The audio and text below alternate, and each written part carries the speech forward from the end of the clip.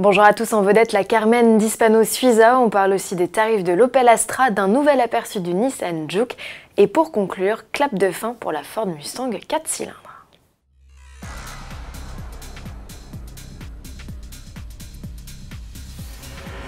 La marque Hispano-Suiza est de retour et plutôt deux fois qu'une. Au Salon de Genève en mars 2019, deux entités ont choisi de relancer ce patronyme mythique. D'un côté des Suisses avec une sportive à moteur thermique, la Maguari HS1 GTC. De l'autre, l'arrière-petit-fils du fondateur de la marque espagnole avec un modèle atypique et 100% électrique, la Carmen.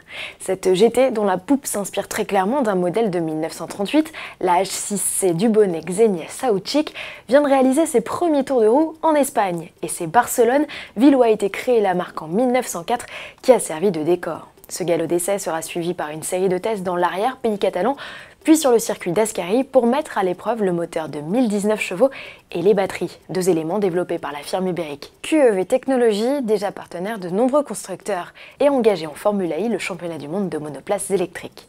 Fabriquée à la main sur la base d'une monocoque en fibre de carbone, la Carmen revendique un chrono de moins de 3 secondes sur l'exercice du 0 à 100. Quant à l'autonomie, Hispano-Suiza parle de 400 km en usage normal.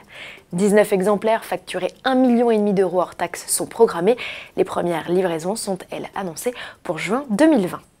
Il est l'heure de passer à la caisse pour tous ceux intéressés par l'Astra restylée. Opel vient de dévoiler les tarifs de sa nouvelle compacte, reconnaissable à sa calandre redessinée. 3 motorisations essence de 110, 130 et 145 chevaux sont proposées, mise à prix 22 700 €. En diesel, comptez au minimum 25 300 € avec le 3 cylindres de 105 chevaux. Il est également décliné en version 122 chevaux avec boîte auto à 9 rapports.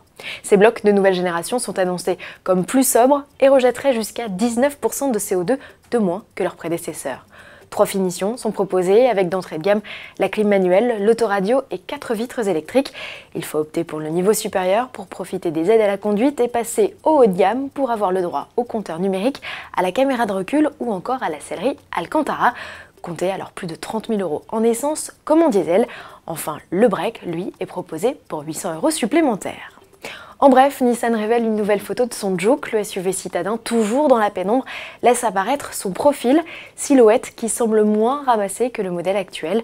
Le SUV, qui repose sur la même base que le Renault Captur, sera officiellement dévoilé début septembre, à suivre.